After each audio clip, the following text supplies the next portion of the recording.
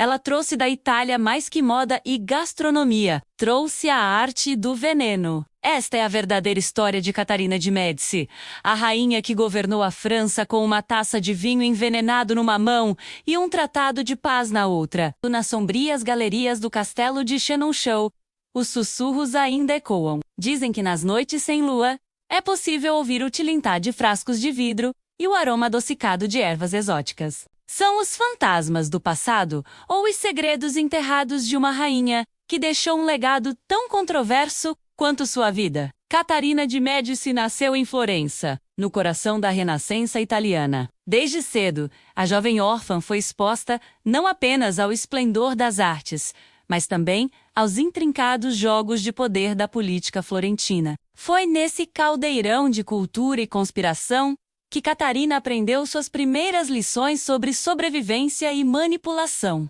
Mas o que poucos sabem é que nos laboratórios secretos de sua família, a futura rainha da França também foi introduzida ao mundo das substâncias tóxicas, ervas raras, minerais exóticos e venenos mortais.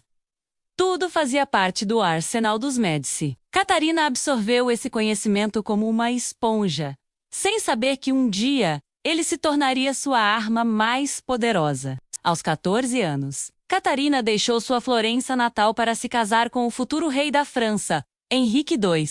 O que deveria ser um conto de fadas rapidamente se transformou em pesadelo. A corte francesa, conhecida por sua sofisticação, mostrou-se um ninho de víboras para a jovem estrangeira. Desprezada por sua origem italiana e ridicularizada por sua aparência comum, Catarina enfrentou anos de humilhação silenciosa, enquanto o rei se entregava aos braços de sua amante oficial, Diana do Poitiers.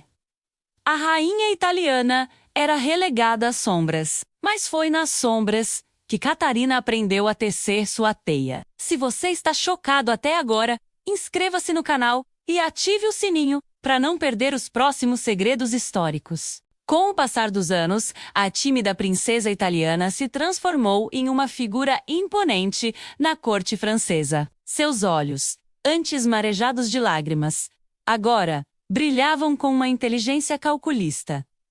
E foi então que os rumores começaram a circular. Falava-se de um escritório das sombras, um grupo secreto de alquimistas, astrólogos e envenenadores a serviço da rainha. Catarina, diziam, havia trazido da Itália não apenas perfumes e receitas, mas também a arte sutil do assassinato.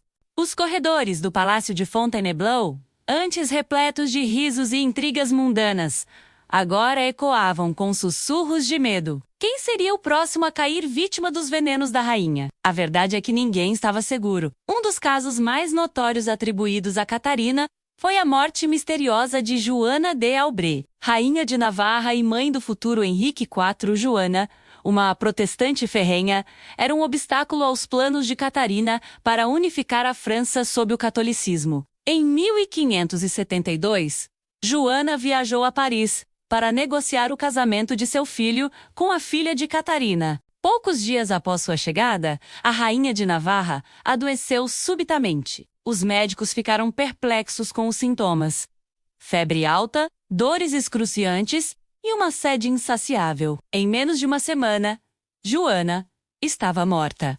Os rumores se espalharam como fogo. Falava-se de luvas perfumadas, impregnadas com um veneno mortal que penetrava pela pele. Outros sussurravam sobre um colar envenenado, presente da própria Catarina. A verdade nunca foi comprovada, mas a sombra da suspeita jamais abandonou a rainha italiana. Não foi apenas Joana de Albret que caiu sob suspeita de ter sido vítima dos venenos de Catarina. Ao longo dos anos, vários rivais políticos e inimigos da coroa encontraram fins misteriosos. Alguns morriam lentamente definhando por meses. Outros partiam repentinamente, vítimas de acidentes ou doenças súbitas. O poder de Catarina crescia a cada morte suspeita. Seus filhos ocuparam o trono francês em sucessão, mas era a rainha-mãe quem realmente governava. Com uma mistura de astúcia política e ameaça velada, Catarina manteve a França unida durante as turbulentas guerras religiosas. Os cronistas da época, como Pierre de Brantôme, pintavam um retrato ambíguo da rainha. Por um lado, elogiavam sua inteligência e patronagem das artes. Por outro, não podiam ignorar os rumores sombrios que a cercavam. Catarina era descrita como uma figura enigmática, capaz de organizar festas suntuosas. E no mesmo dia, planejar a eliminação de um inimigo. Em seus aposentos privados no castelo de Blois, Catarina mantinha um gabinete secreto, trancado a 7 chaves. Dizia-se que ali ela guardava seus venenos mais potentes e suas fórmulas mais mortais. Apenas seus confidentes mais próximos tinham acesso a esse santuário do conhecimento proibido. Mas Catarina não era apenas uma mestra dos venenos. Ela era, acima de tudo, uma estrategista política brilhante. Seus inimigos a temiam não apenas por seus supostos venenos, mas por sua capacidade de manipular alianças, jogar facções, umas contra as outras, e manter o equilíbrio precário do poder. Durante as guerras religiosas, quando católicos e protestantes ameaçavam dilacerar a França, foi Catarina quem manteve o Reino Unido. Com uma mão, ela oferecia tratados de paz. Com a outra, sussurrava ameaças veladas aos ouvidos dos líderes rebeldes. O auge de sua influência menos e talvez o momento mais controverso de sua vida foi o massacre de São Bartolomeu. Em 1572, milhares de protestantes foram mortos em Paris e em outras cidades francesas. Embora Catarina não tenha ordenado diretamente o massacre, muitos a culparam por criar o clima de paranoia e violência que o tornou possível. Nos anos que se seguiram, a imagem de Catarina como a Rainha Negra se solidificou. Lendas sobre seus venenos se espalharam pela Europa, inspirando dramaturgos e romancistas por séculos. A verdade histórica se misturou com a ficção, criando um mito que persiste até hoje. Mas qual é o verdadeiro legado de Catarina de Médici? Foi ela uma tirana obcecada por controle, disposta a eliminar qualquer um que se colocasse em seu caminho? Ou uma líder pragmática, fazendo o necessário para manter a França unida em tempos turbulentos? A verdade, como sempre,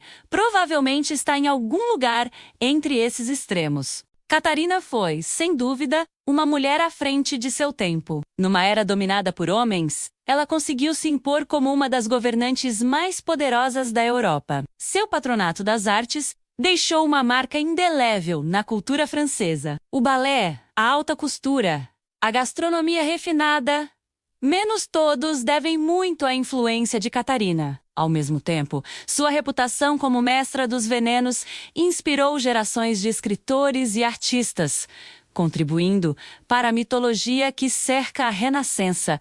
Os historiadores modernos, como Rua J. Necht em sua biografia Catherine de Médici, a Biography, oferecem uma visão mais nuançada da rainha. Eles argumentam que, embora Catarina certamente não fosse uma santa, muitas das acusações contra ela foram exageradas por seus inimigos políticos e religiosos. Leone Frida, em The Poison Queen, sugere que Catarina foi acima do tudo uma sobrevivente. Numa corte onde sua vida estava constantemente em perigo, ela usou todas as ferramentas à sua disposição, incluindo, possivelmente, o veneno para proteger a si mesma e a seus filhos. No final de sua vida, Catarina de Médici era uma figura solitária. Seus filhos haviam morrido ou abandonado. O reino pelo qual ela lutara tanto estava à beira do colapso. Dizem que em seus últimos dias, ela vagava pelos corredores vazios de seus castelos, perseguida pelos fantasmas daqueles que havia sacrificado em nome do poder. Catarina morreu em 1589, deixando para trás um legado tão complexo quanto sua própria vida. Ela foi uma rainha, uma mãe, uma mecenas das artes e, para muitos, uma assassina. Seu nome se tornou sinônimo de intriga e veneno, mas também de resiliência e astúcia política. A Catarina de Médici foi uma gênia da política ou uma tirana obcecada por controle? Sua estratégia manteve a França unida, ou a levou à beira do colapso? Deixe sua opinião nos comentários. A história de Catarina nos lembra que o poder tem muitas faces, menos algumas brilhantes, outras sombrias, e que às vezes a linha entre herói e vilão é tão fina quanto a lâmina de uma adaga envenenada. Se você perdeu o último vídeo, O Papa que teve filhos e amantes? O link está esperando por você nos cards. Até o próximo vídeo!